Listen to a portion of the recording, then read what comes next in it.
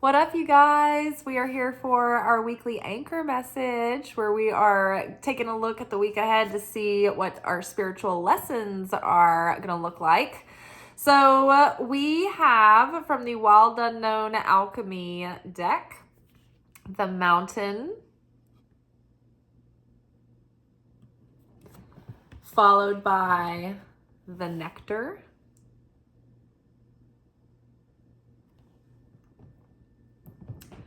followed by the Vow.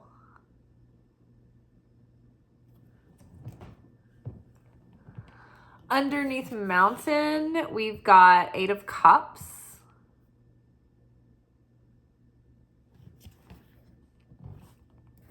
Underneath Nectar, we've got the Hierophant reversed.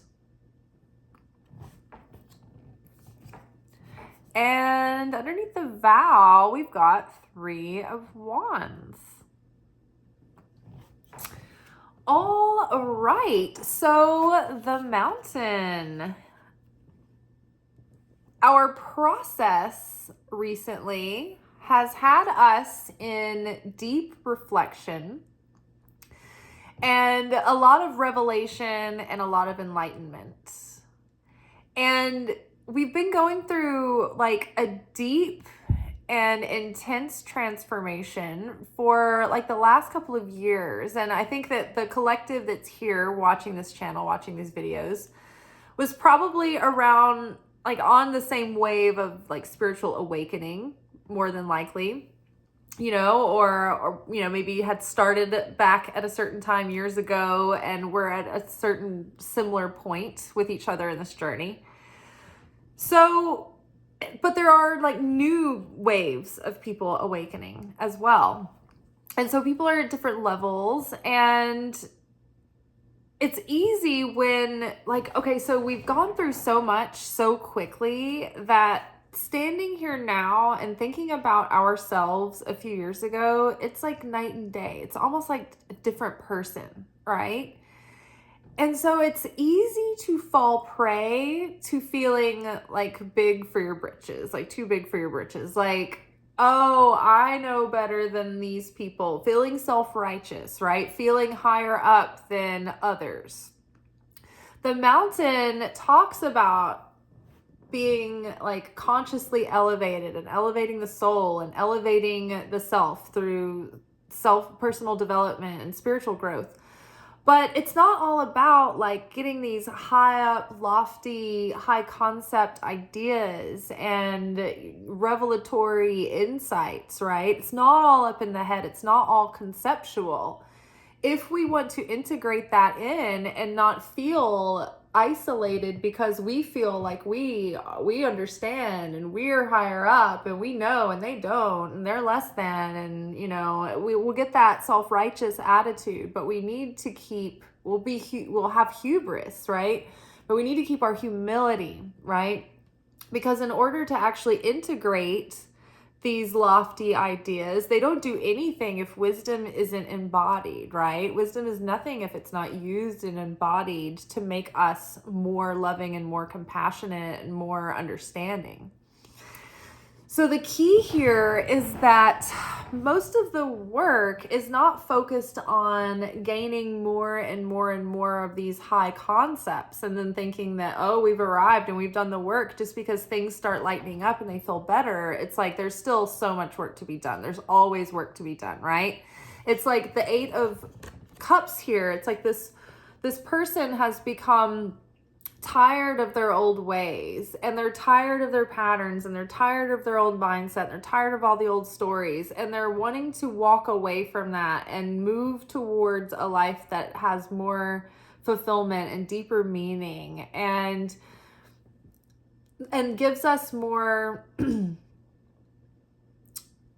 challenge to grow and evolve, right? And so many times when we close out chapters and when we're growing and evolving, and sometimes we outgrow others, we can like run the risk of becoming calloused. I've noticed this like in trends, just like when we talk about things in videos, I think things get oversimplified because these are short videos and they're isolated ideas, and you can't go into every aspect of a concept from every angle in every video, right?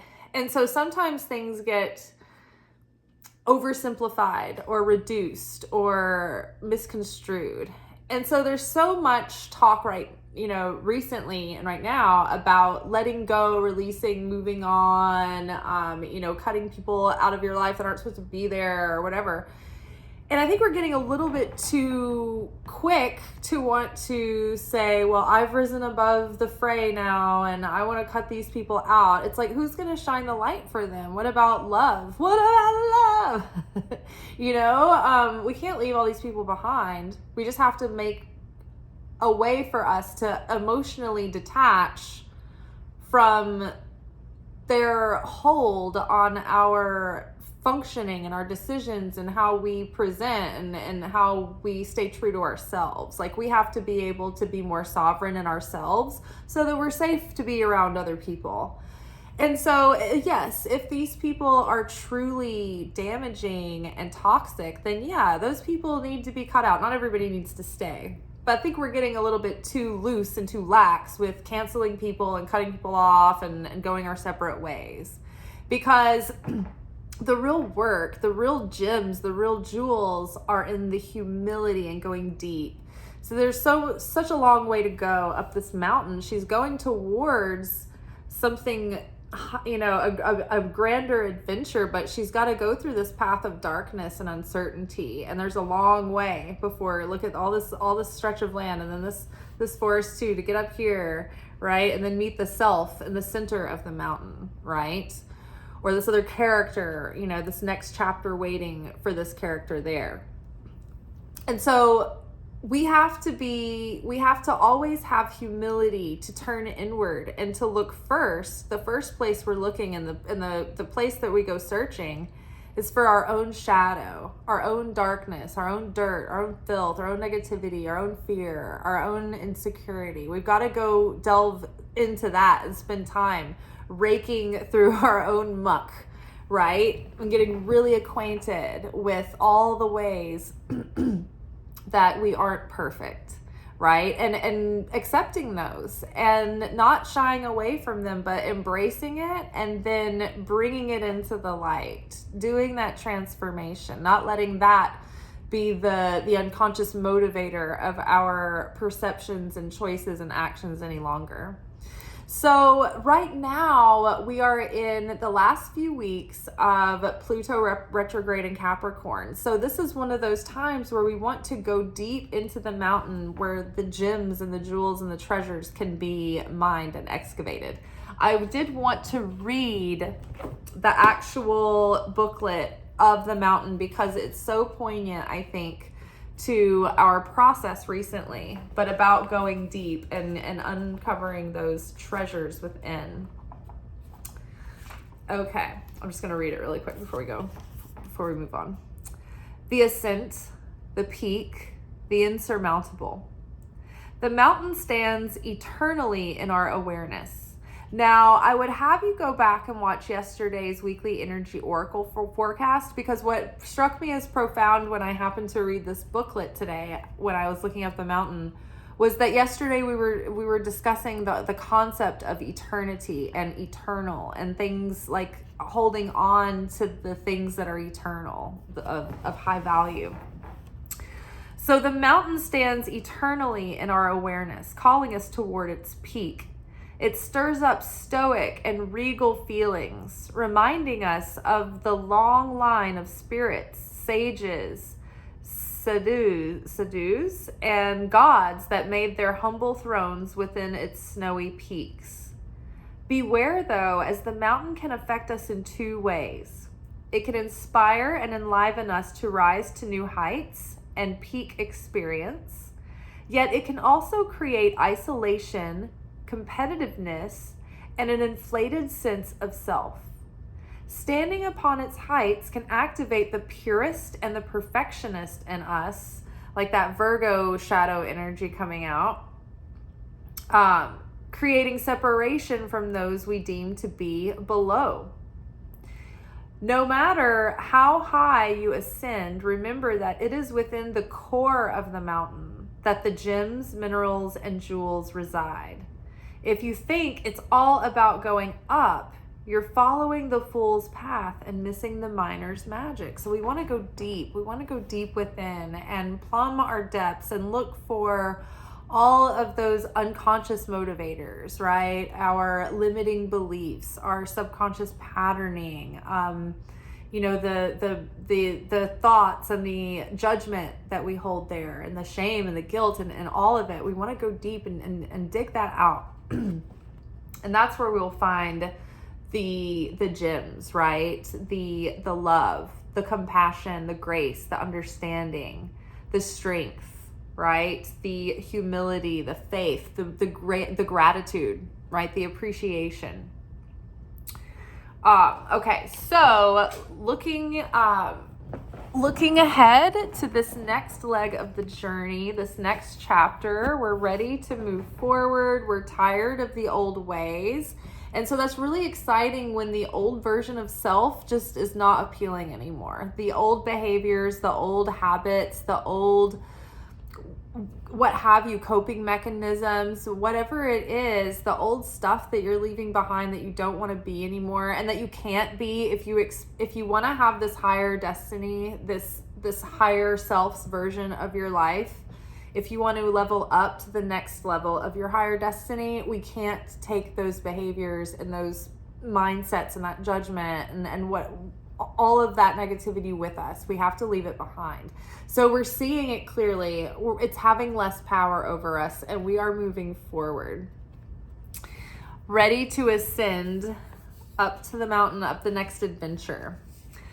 We have healing here. The nectar card is all about healing. It's about like the healing nectar that's found within the rose. The symbol of the rose, it's like all the petals are tightly like spiraled in clockwise and counterclockwise, and they're so tight and you can never like quite get to the center of it. The center of it's never quite revealed, right? And so that goes back into this concept. You see the rose here where you see the nectar is in the center. It's barely like you're just barely getting a glimpse, right? It's mostly concealed. The mountain, right? The depths of the heart, the seat of the soul. There's always new layers of depths. We'll never fully see it all, but when we go there, that's healing, and it cracks open our heart, and it starts creating this healing nectar. And the Hierophant here, like I always like see this card, whenever this card comes up in this particular deck, it makes me think of like somebody that you have around you that's like a kindred spirit, that's like a spiritual running buddy that you can talk to about these things and share, because like the Hierophant card is also about mentorship and like learning and institutions of education and things. So it's like I always think of like a not necessarily just like a student and a teacher, but like for instance in To Be Magnetic, when you're doing the challenges, they encourage that you have like an accountability buddy, right? So it's like someone that you like share these concepts with, and these higher spiritual concepts and things like that. You can like delve in deeper with a partner to talk to about things, but it can be very healing because you can be witnessed and feel heard and share also and purge your vessel, right, with a trusted person who also shares insight and wisdom as well. But that sharing is going to be beneficial for both, but also very, very healing and heart opening. But there's also something about this card too. In a reverse position, the Hierophant in reverse talks about going against the grain, like doing things your own way. Don't falling into traditional methods just for the sake of tradition, right? It's like you don't have to go by the tried and true, like maybe go outside the book or break the rules. It's about being true to the self and being unique to you, not just going along with with the status quo or like the accepted norms and things.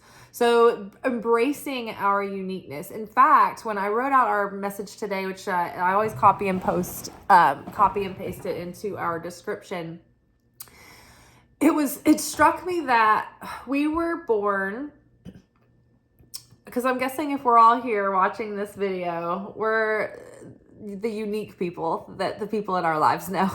And they're mostly normal, but we're the unique one. And our uniqueness was given to us for a reason, because it was going to be part of the strengths in our superpower toolkit that were going to help us like accomplish and achieve our unique purpose, right? It's like we have a unique perspective about the world and we've had our own experience with it. And so there's some purpose that we have, that the fact that we are different in the way that we are is the thing that it was given to us because that's what we need. It's a piece of what we need to fulfill our purpose, right? And our purpose, when we connect with that and we embrace our uniqueness and our individuality and what we have to offer, that's also very healing. But there might be some healing gift that we have to help the world, to help others, that is unique to us. And so we have to honor our uniqueness.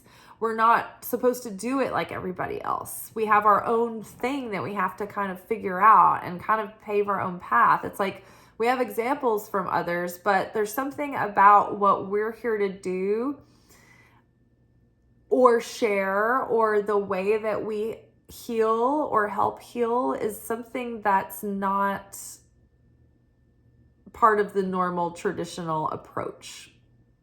So take that how you will. It will apply differently to to everyone, but intuitively you'll know what that's probably hinting at. I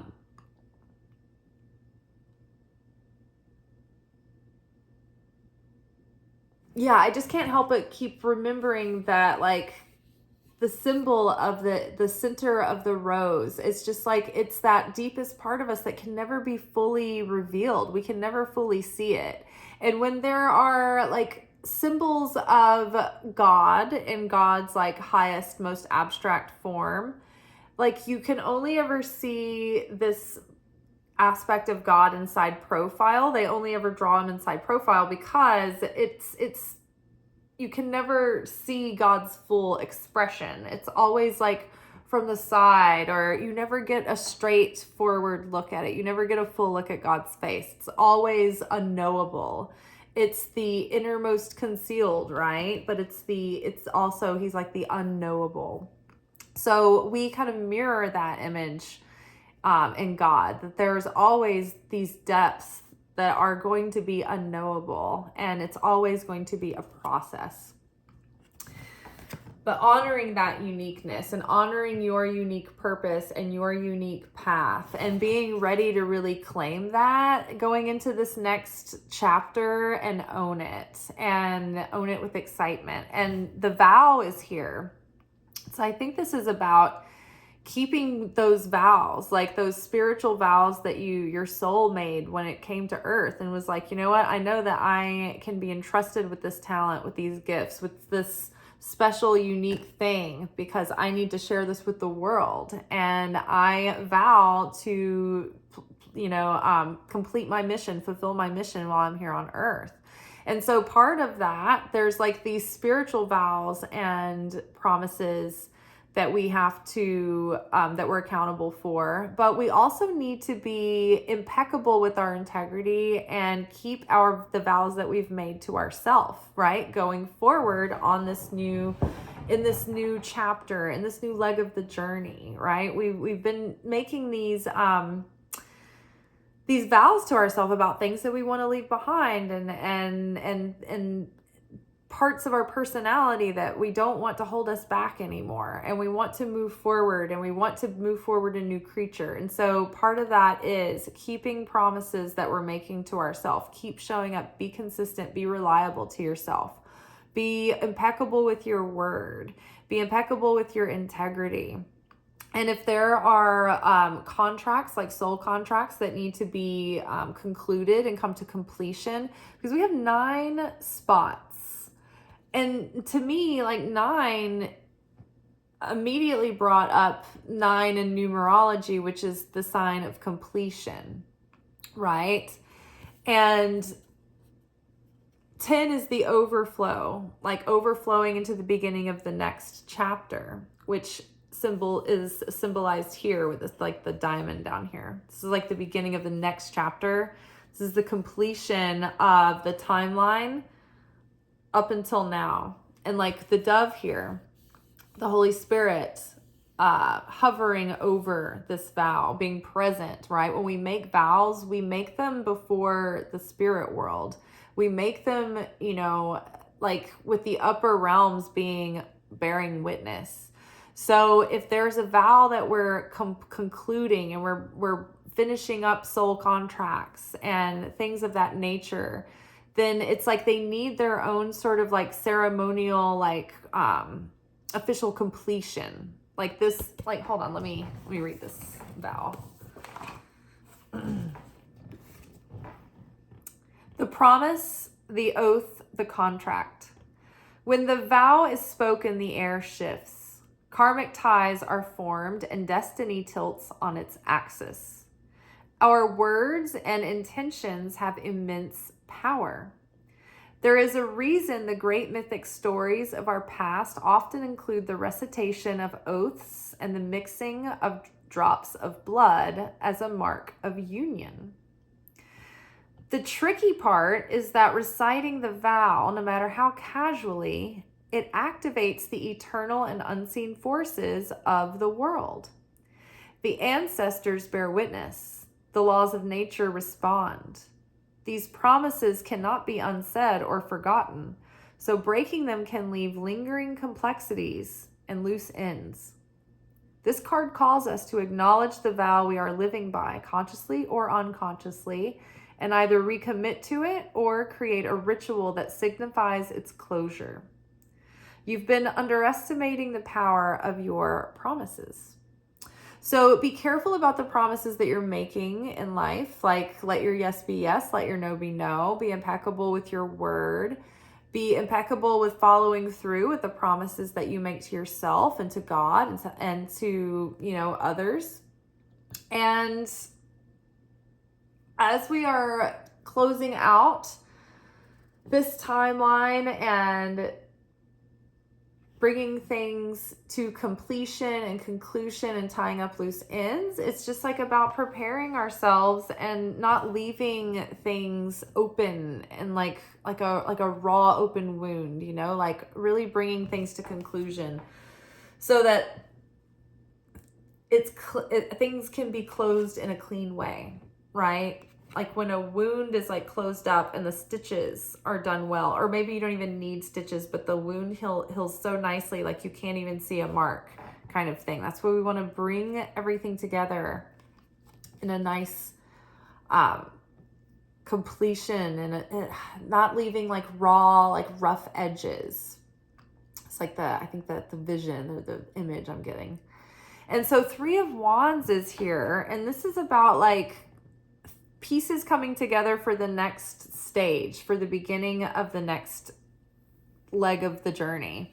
And so sometimes this is like a successful collaboration coming together, or, you know, somebody wanting to join you in your mission, people wanting to collaborate with you, people wanting to work with you, maybe like a relationship coming together, and like even like a creative collaboration or something like that, and moving on, like going out into like the next leg of the venture. Like I keep thinking of it as like base camp levels.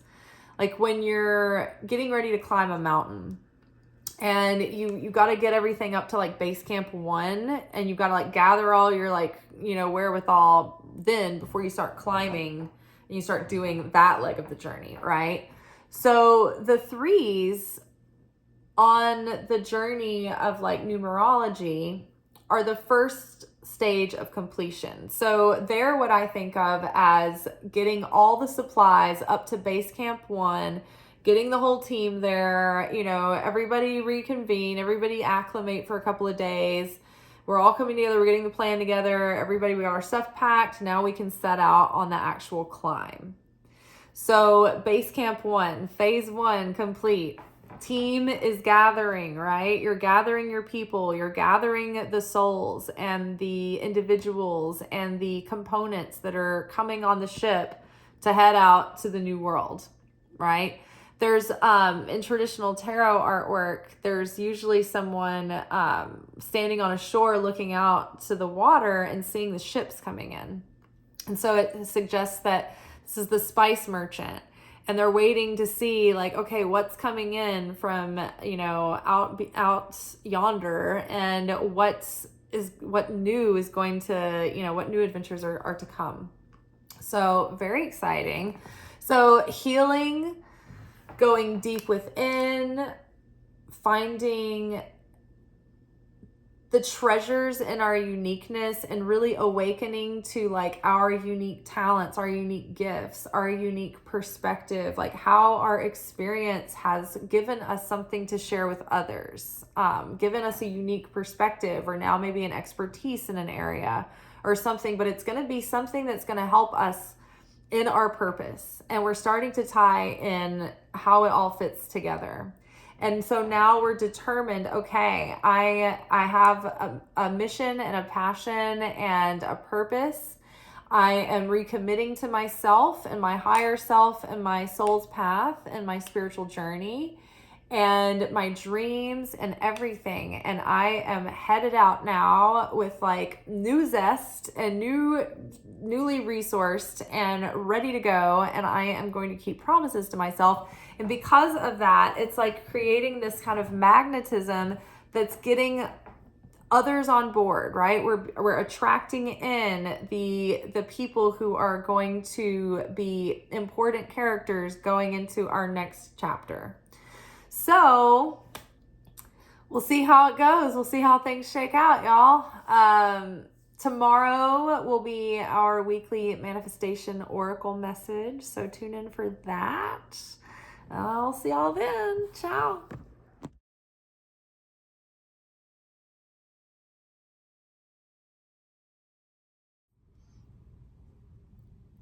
Thank you for watching. If you enjoyed this video and you got something out of it, then please give it a like.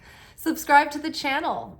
Turn on notifications to be notified of when I drop content. Like the videos, comment, share them. Anything that you do helps these messages get out to other people who need them. So you watching a video and taking an action on it actually makes a positive difference in someone else's life.